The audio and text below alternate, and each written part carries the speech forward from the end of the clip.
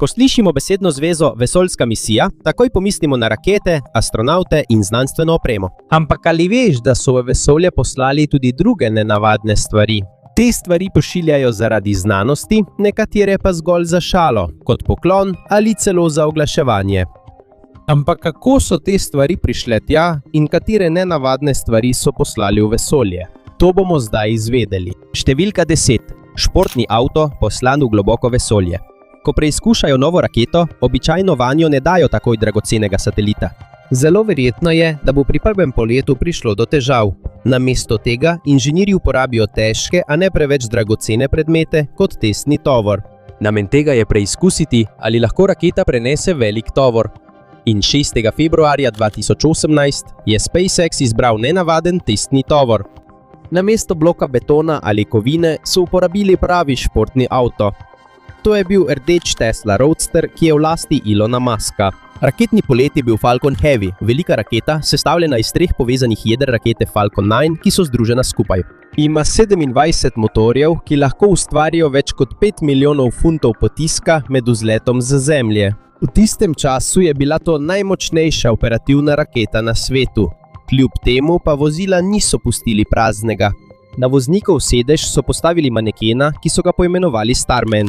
Oblečen je bil v SpaceX-ovo obleko in je sedel, kot da resnično vozi skozi vesolje. Na armaturni plošči je bilo tudi majhno sporočilo: brez panike. To izhaja iz znanstveno-fantastične zgodbe Avtostoparjev vodnik po galaksiji. Na zvočnem sistemu je bila shranjena tudi pesem Space Oddity Davida Bowieja, vendar pesmi zunaj vozila v resnici ni bilo mogoče slišati. V vesolju ni zraka, zato zvočni valovi nimajo po čem potovati. To je bilo narejeno le kot dodaten detajl za nenavadno misijo.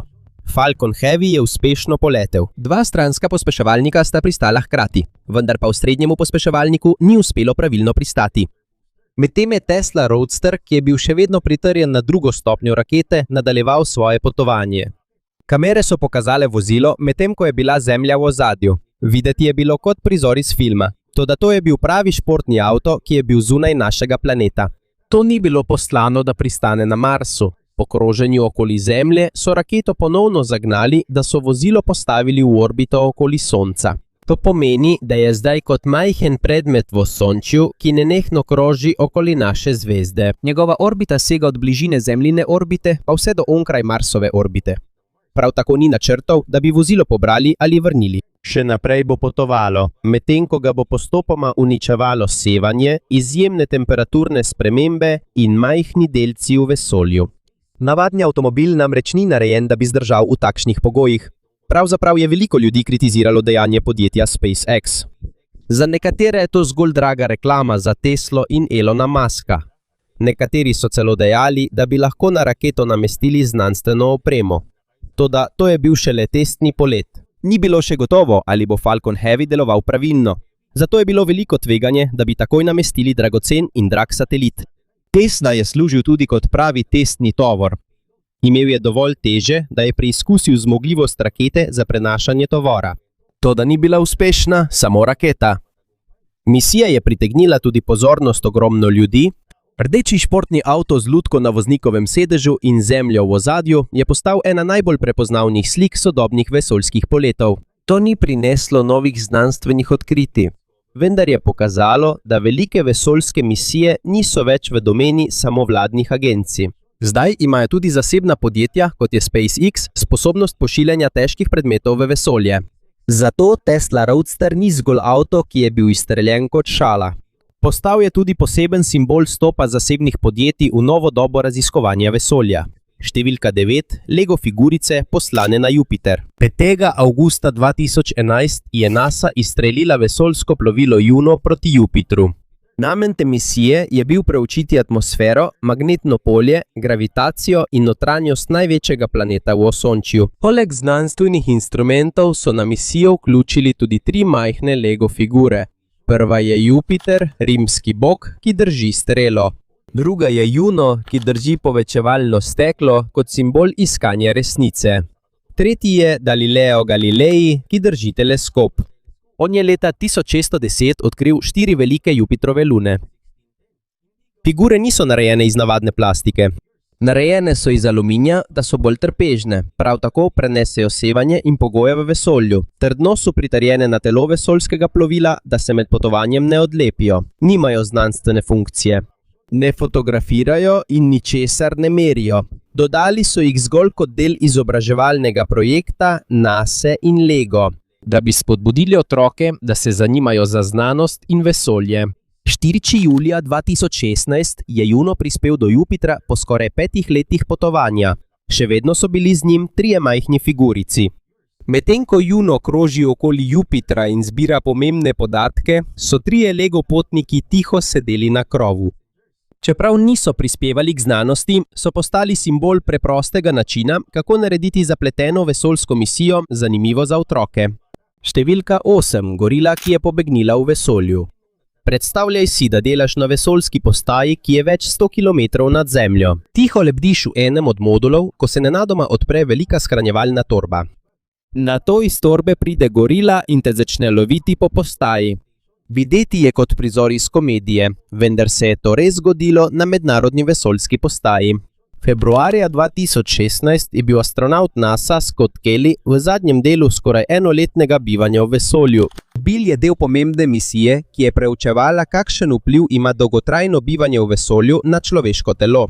Preučevali so spremembe v njegovih kosteh, mišicah, vidu, imunskem sistemu in drugih delih telesa. To raziskovanje je pomembno, ker morajo znanstveniki vedeti, ali bo človeško telo zdržalo dolge misije, kot je potovanje na Mars. Medtem ko je bil Scott v vesolju, mu je njegov brat dvojček, Mark Kelly, poslal nenavadno rojstnodnevno presenečenje. Mark je bil tudi nekdanji astronaut. Poslal mu je kostum gorile v naravni velikosti. Ko je ta prispel na postajo, si je Scott oblekel kostum. Nato se je skril v veliko shranjevalno vrečo. Ko so vrečo odprli, nenadoma skočil ven in začel loviti britanskega astronauta Tima Peaka po postaji. Ker so njihova telesa skoraj breztežna, niso tekli tako kot ljudje na Zemlji. Uporabili so roke in noge, da so se odrivali od sten in skozi ozke prehode. Tim je lebdel, medtem ko ga je gorila lovila iz enega dela postaje v drugega. Po navedbah NASA je to Scott naredil kot del preproste zabave za svoj rojstni dan. Posnel je tudi nekaj izobraževalnih videov, medtem ko je nosil kostum. Smešni video je bil kratek, vendar se je hitro razširil po internetu. Veliko ljudi je bilo navdušenih, ker so videli drugačen del življenja astronautov. Običajno jih vidimo, kako izvajajo poskuse, popravljajo stroje ali se pogovarjajo z nadzornim centrom misije. V videu je javnost videla, da znajo tudi oni šaliti in se zabavati. Kostum gorile ni imel nobenega znanstvenega namena. Ni bil uporabljen v poskusu in ni rešil nobene težave na postaji. A to ne pomeni, da ni imel vrednosti. Življenje astronautov v vesolju je težko. Več mesecev so daleč od svojih družin, njihov prostor je omejen. Skoraj vsak dan je njihov urnik poln eksperimentov, vzdrževanja, vadbe in zdravniških pregledov. Redno morajo tudi telovaditi, saj mišice in kosti hitro oslabijo, če dolgo časa niso izpostavljeni normalni gravitaciji. Poleg telesne utrujenosti lahko občutijo tudi stres, žalost in dolgočasje. Zato je pomembno, da si vzamejo čas za smeh in počitek. Preprosta šala pomaga izboljšati počutje posadke in ohranjati dobre odnose med njimi. To je pomembno, ker živijo in delajo na majhnem in nevarnem prostoru, kjer morajo vsak dan sodelovati. In kostum gorile je imel še en učinek. Več običajnih ljudi se je začelo zanimati za mednarodno vesoljsko postajo. Nekateri otroci morda ne bi gledali dolgih razlag o znanstvenih eksperimentih. Toda gorila, ki lebdi v vesolju, zlahka pritegne njihovo pozornost. Na preprost način je video pokazal, da astronauti niso samo resni znanstveniki v vesoljskih oblekah. Tudi oni so običajni ljudje, ki se utrudijo, zabavajo in najdejo načine, da življenje v majhnem prostoru ni žalostno. Zato, čeprav kostum gorile ni prinesel nobenega znanstvenega odkritja, je vseeno pokazal nekaj pomembnega. Tudi če si v enem izmed najbolj naprednih laboratorijev zunaj Zemlje, človek še vedno potrebuje preprost smeh. In včasih je potreben le kostum gorile, da na to spomni ves svet. Številka 7. Pica dostavljena v vesolje. Leta 2001 je Pizza Hut poslala pravo pico na mednarodno vesoljsko postajo. Poročali so, da je podjetje plačalo približno $1 milijon ruskemu vesoljskemu programu, da so lahko izvedli to nenavadno dostavo. Prejel in pojedel jo je ruski kozmonavt Jurij Usačev. Poslana ni bila navadna pica. Mora biti varna za uživanje tudi po dolgem potovanju in shranjevanju. Velika je približno 15 cm. Pod preliv so uporabili salamo, ker peperoni ni zdržal potrebne dobe trajanja. Povečali so tudi količino soli in začimb, ker se lahko okus ljudi v mikrogravitaciji oslabi. Pico so tudi previdno zapečatili, da se ne bi pokvarila in da se drobtine ne bi dvigovale po postaji. Naložili so jo na rusko oskrbovalno vesoljsko plovilo skupaj z drugimi zalogami. Ko je prispela na postajo, jo je Usahov pojedel, medtem ko so ga snemali na video. Jasno je, da je šlo za marketinški trik. A načrt je bil uspešen, saj se je novica o prvi pici, dostavljenju v vesolje, hitro razširila po vsem svetu. To ni bil znanstveni eksperiment, vendar je pokazal, da se lahko celo vesolje uporabi za to. Za oglaševanje in posel. Za Pizza Hut je bila to zelo draga reklama. Za ruski vesoljski program pa dodaten zaslužek. In za kozmonavta, ki jo je pojedel, je bila to preprosta pica, ki je najprej potovala z raketo, preden je prišla na njegovo mizo. Številka 6 sir, ki je obkrožil Zemljo. 8. decembra 2010 je SpaceX izvedel prvi orbitalni testni polet vesoljskega plovila Dragon. Ta misija je bila pomembna, ker so morali dokazati, da lahko Dragon pride v orbito in se varno vrne na Zemljo. Običajno se na takšnih poletih uporablja težek testni predmet. Namesto betona ali kovine pa je SpaceX tokrat naložil velik kolut sira Le Breuer.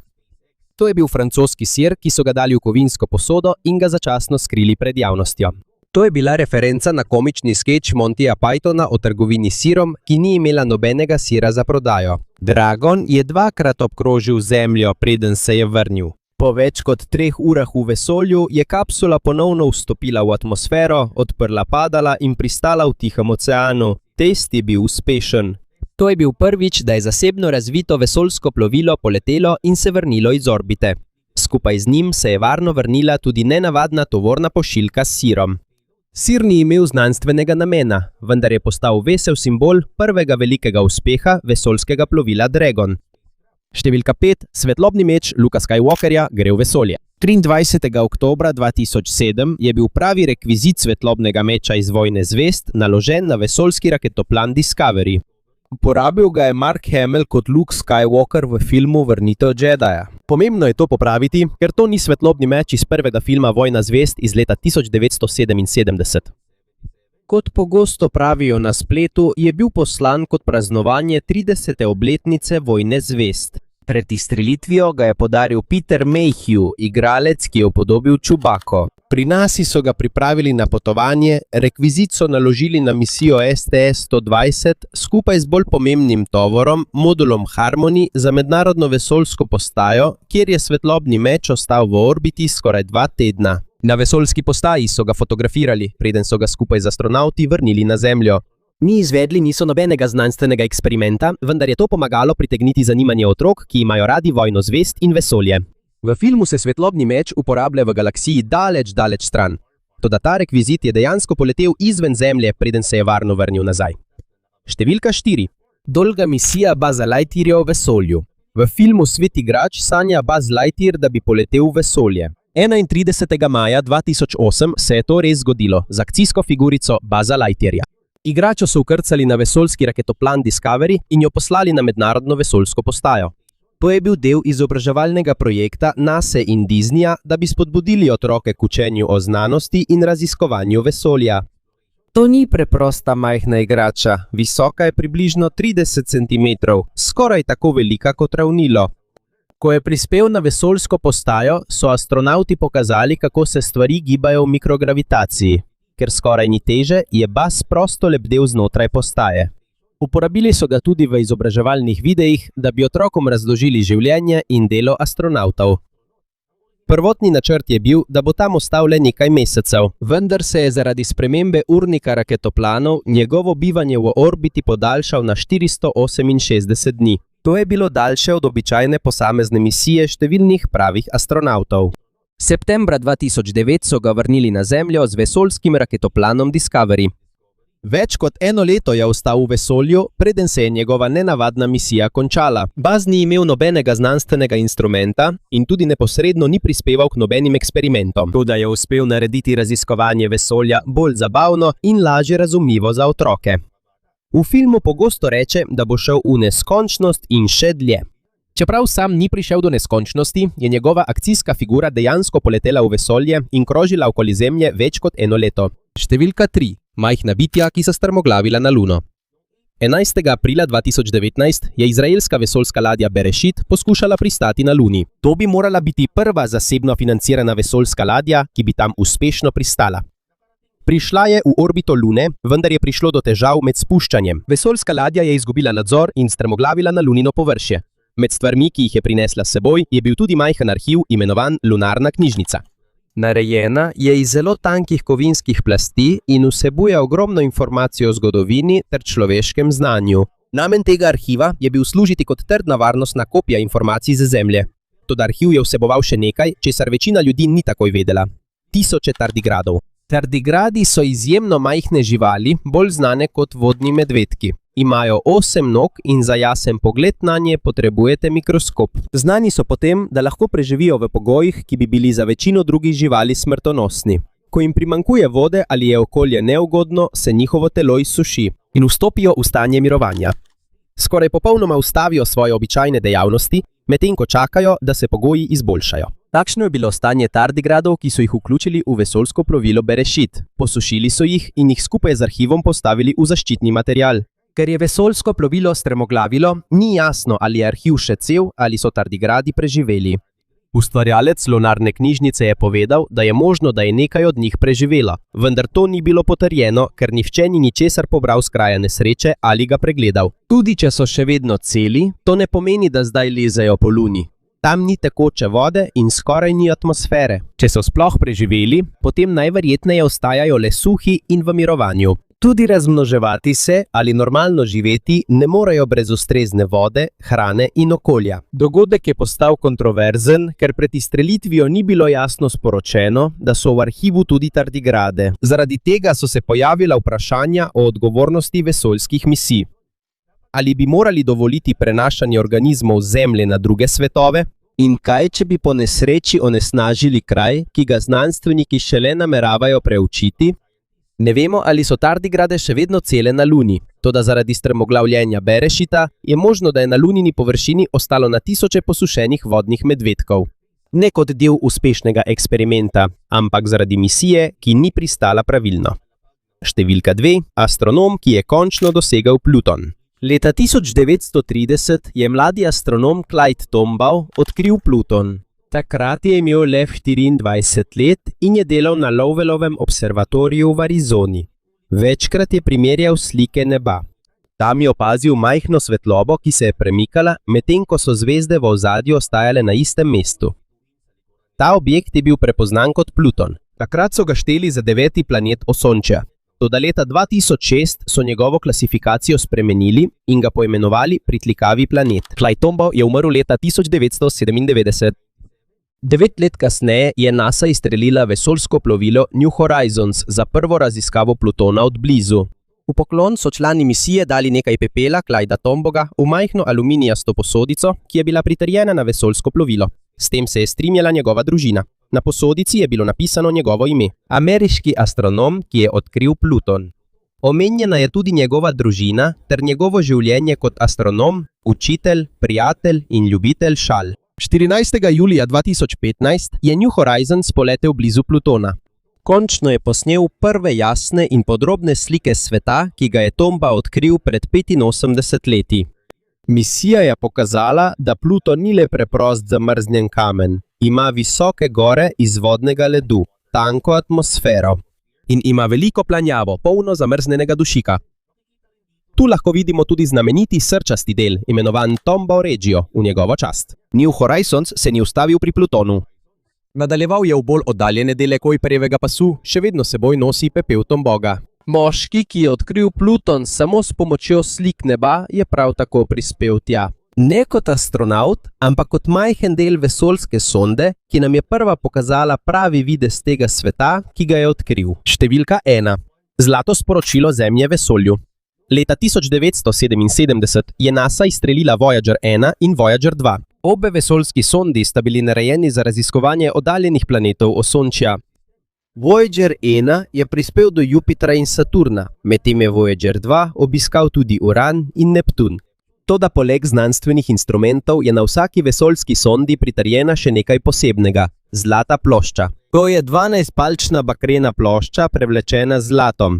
Ima tudi trpežen ovitek in preprosta navodila, kako jo predvajati in prebrati. To ni bilo narejeno zato, da bi pomagalo Voyagerju pri zbiranju znanstvenih podatkov.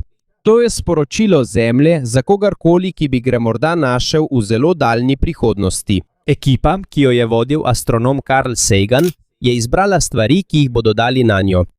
Na plošči je 115 slik, ki prikazujejo človeka. Živali, rastline, DNK, človeško telo, sončni sistem, mesta in vsakdanje življenje na Zemlji. Notranjosti niso prave tiskane fotografije, slike so bile pretvorjene v signale. Če jih pravilno preberemo, lahko ponovno sestavimo črno-bele slike. Vsebuje tudi pozdrave v 55 jezikih. Med njimi so sodobni jeziki in tudi akadščina, starodavni jezik iz Mezopotamije. V angleškem pozdravu lahko slišimo otroke, ki pravijo, da ustvarjajo glasbo. Prihajajo s planeta Zemlja. Prisotni so tudi zvoki iz našega sveta. Prisotni so dež, veter, grom, ptice, klici kitov, utrip srca, smeh in poljub matere svojemu otroku. Namen tega je pokazati, kakšen je zvok življenja na Zemlji. Vsebuje tudi približno 90 minut glasbe iz različnih kultur in obdobij. Vključuje klasično glasbo Nabaka in Beethovna, tradicionalne pesmi iz različnih držav ter rock'n'roll pesem Johnny B. Good Chucka Berryja. Možnost, da bi to našlo inteligentno življenje, je izjemno majhna. Vesolje je izjemno ogromno, medtem ko sta oba Voyagerja zelo majhna. Toda to ni edini razlog, zakaj je bila narejena zlata plošča. To je tudi časovna kapsula našega sveta. Prikazuje, kako izgledamo, kako govorimo, kaj slišimo in katera glasba nam je pomembna. Trenutno obe sondi Voyager potujeta skozi medzvezdni prostor. Sta dlje kot katerikoli drug predmet, ki ga je ustvaril človek, in še naprej se oddaljujeta. Z njima sta tudi zlati plošči, ki lahko ostaneta v vesolju zelo dolgo časa. Morda nihče nikoli ne bo videl ali slišal tega sporočila. Če pa jih bo nekdo nekoč našel, bo vedel, da je nekoč obstajal majhen planet, poln življenja, zvokov, jezika in glasbe. In iz zelo oddaljenega kotička vesolja se zdi, kot da zlata plošča prenaša eno preprosto sporočilo. Tukaj smo, to je naš svet in nekoč smo tukaj živeli.